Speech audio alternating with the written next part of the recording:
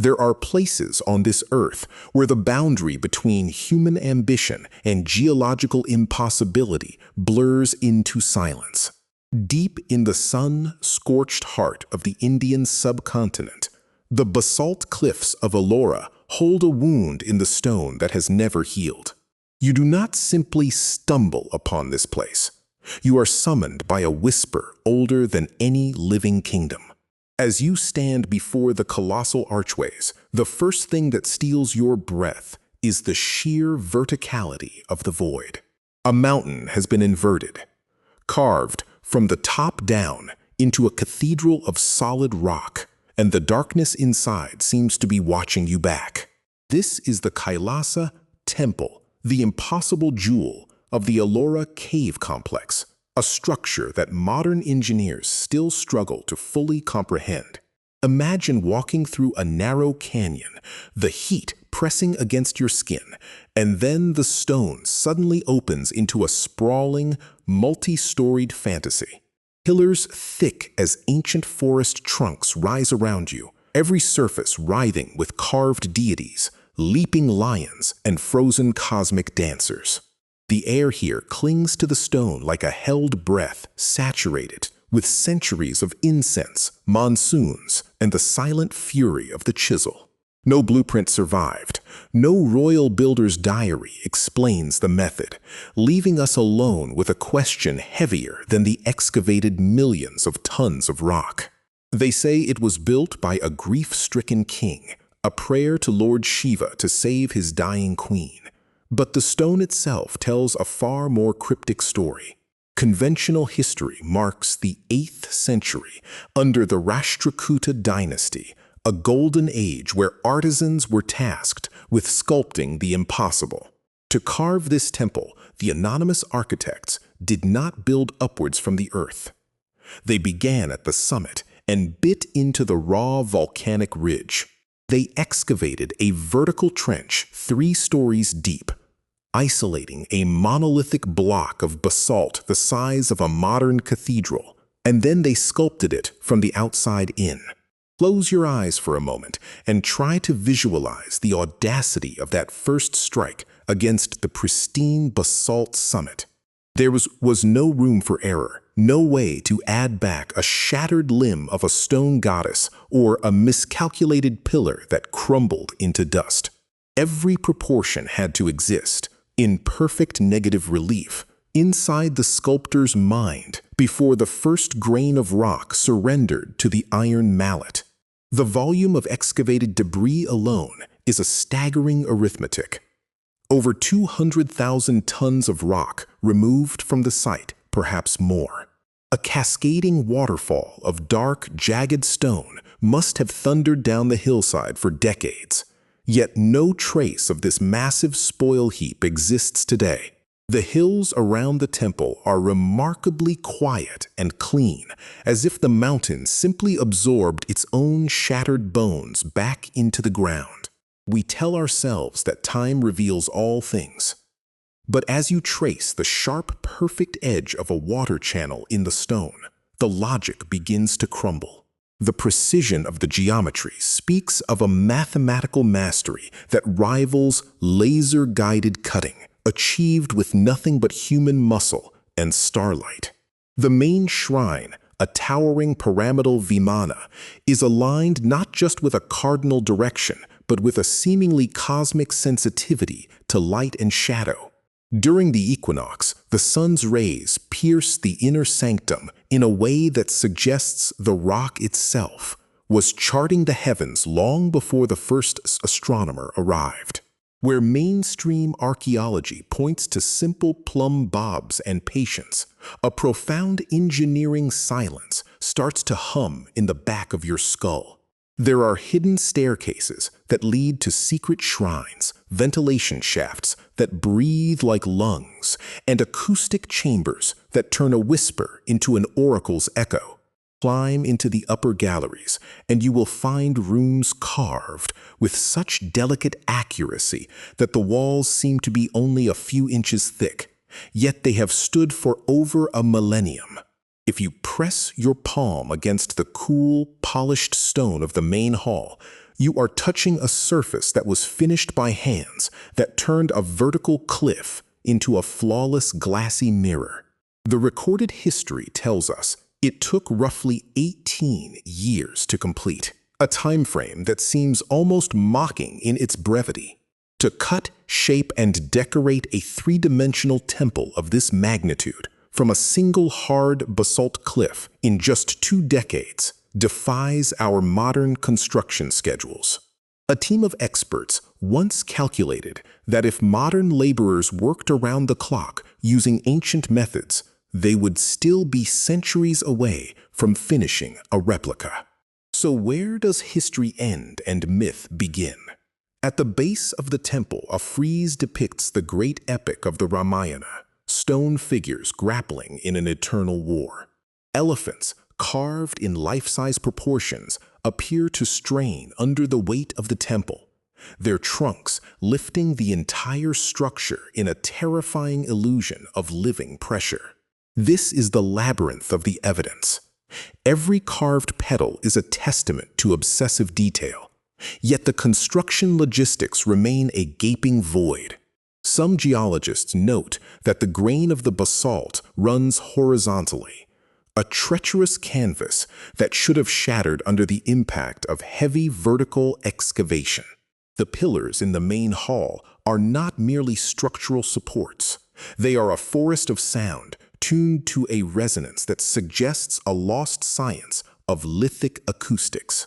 Strike the base of a specific column, and a deep, percussive hum rolls through the darkness, a frequency designed to resonate within the very marrow of human bone.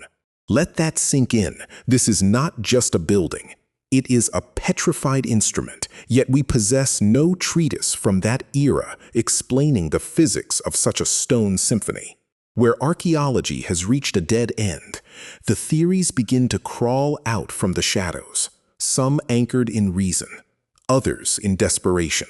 Historians propose a massive lost bamboo scaffolding system, a skybound city of workers who descended into the chasm along webs of organic rope. But scaffolding would have required anchor points inside the fresh trenches, and the finished surfaces bear no such scars, no plugged holes to betray a support structure. A more pragmatic theory suggests a continuous, sloping earth ramp, an artificial hill of debris that was meticulously removed when the temple was complete. While the ramp explains access, it only deepens the mystery of the vanished debris, millions of tons of earth that supposedly dissolved back into the Deccan Plateau without a trace. A darker, more chilling hypothesis lingers in the local whispers that they did not merely cut the rock, but softened it somehow, molding basalt like wet clay.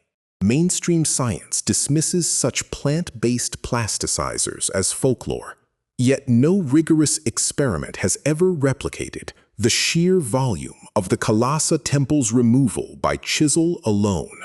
Then there are the whispers that drift into the impossible, the intervention of celestial architects, the Vimanas of ancient astronaut lore guiding a multi-dimensional cut.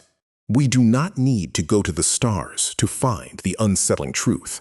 The terror and wonder sit squarely in the capability of the human hand when driven by a divine fury. But what kind of fury, what psychological engine, can sustain a multi-generational workforce chipping away at a mountain with no guarantee of seeing the final spires? This was not a pyramid built by a slave army under the lash.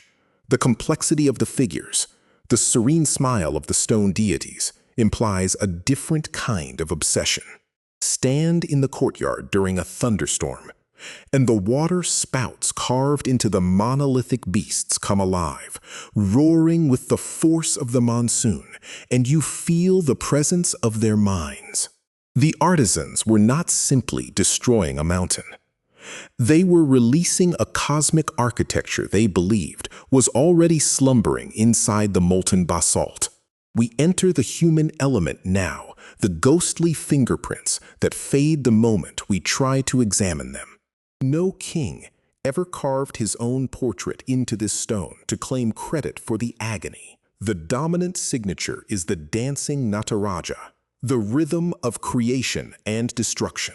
This anonymity is the great psychological chasm, the absence of ego in a task that required a superhuman sense of self-importance to even begin.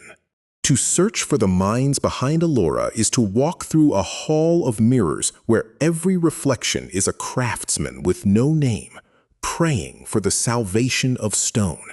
Modern engineers, trained in the calculus of risk and the physics of load-bearing, have been known to stand here and weep in sheer frustration at their own lack of understanding.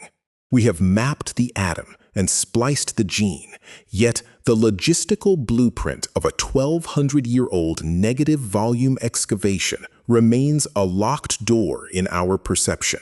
Perhaps the true mystery is not the technology we suspect they possessed, but the cognitive architecture of a mind that perceives a cliff and sees a temple fully formed inside it.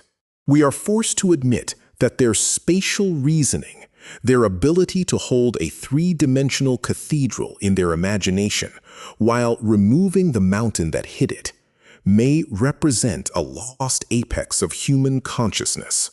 As the afternoon light melts into a deep orange, the basalt begins to glow with a warm, living blood, and you realize the temple is never the same for 2 seconds. Shadows pool in the deep niches, creating faces that shift from serene to menacing, a silent play of light that the sculptors knew would haunt this space until the end of time. Some of the weathering patterns on the lower, supposedly unfinished, foundations appear far older than the 8th century. Could it be that this site has been a continuous work in progress, a sacred wound in the planet, that civilization after civilization attempted to complete, only to be swallowed by the earth? The Vedas speak of a cyclical time, a wheel of 4 ages where humanity slides from divine capability into darkness and back again. The temple feels like a broken spoke from a higher age. It is a palimpsest of faith, a stone notebook where the gods of Buddhism, Hinduism, and Jainism all carved their dreams within walking distance of each other, a tolerance that history rarely grants. The human obsession with cracking this silence has consumed many, drawing archaeologists, mystics, and treasure hunters into its vertical maze. Some come seeking a hidden chamber, a sealed vault described in a fragmented copper plate that supposedly contains the radiating energy of the celestial weapons of the Mahabharata. Others come seeking an acoustic key, a specific frequency they believe can unlock a state of transcendence, drumming on the resonant columns until their fingers bleed in the darkness. The psychological toll of the place is subtle but crushing. You walk into the Kailasa Temple with questions about history, and you walk out with questions about the nature of reality. Because if they could do this with a hammer and a chisel, what does that say about the ceiling of our own potential? The potential we keep locked away behind doors of economic feasibility and mortal doubt. There is a chilling echo in the empty balance beams of the 2nd floor, a space so precisely cut that a single whisper can circle the room and return to you as a stranger's voice. We carry our modern anxieties into these caves, and the stone merely reflects them back, reminding us that we are not the first to fear the dark, nor the first to carve our hopes into it. The day ends abruptly here. The sun vanishes behind the ridge, and a sudden chill rises from the ancient drainage channels, a cold exhalation of a mountain that was never meant to be hollowed. Guides lock the gates, but the true gate is never really closed. The temple continues its silent evolution in the moonlight, eroding molecule by molecule, returning to the chaos from which it was born. We have entered the fading light now, the eternal fade where knowledge transitions into the acceptance of a beautiful, awe-inspiring void.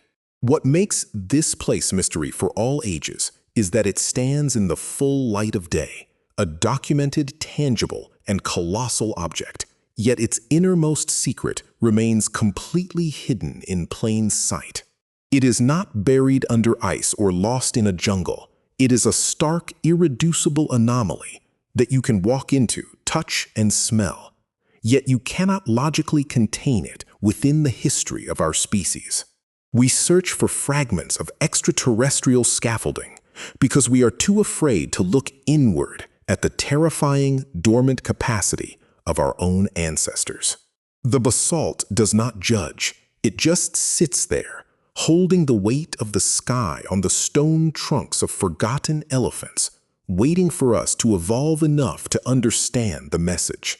Sand and clockwork, the two constants of this place.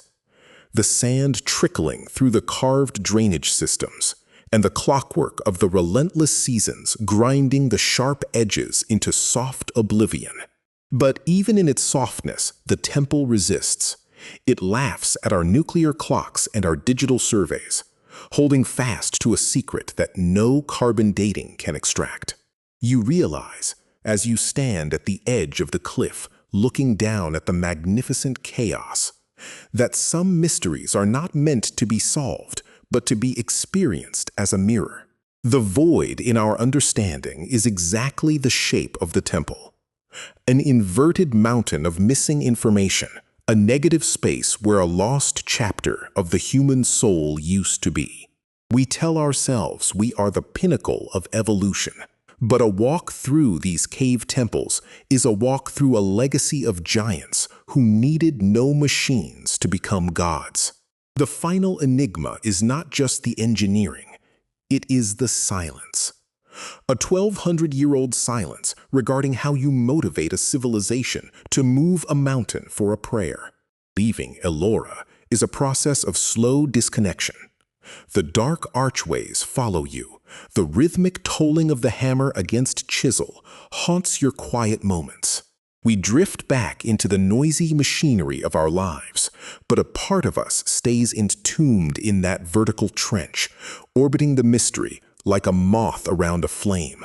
History is a puzzle where the pieces actively hide themselves, and no puzzle hides more proudly than the divine assembly of the cave temples of Ellora. As the memory of the stone dust settles in your mind, the question transforms. It is no longer about how they carved the rock, but why we have forgotten how to dream that deep. The stars above the Deccan Plateau are the same stars that watched the first hammer fall, and they remain utterly indifferent to our bafflement. And that is the true terror of the ancient world. It holds up a mirror so perfect that we see our own modern limitations reflected in the polished basalt face of a forgotten god.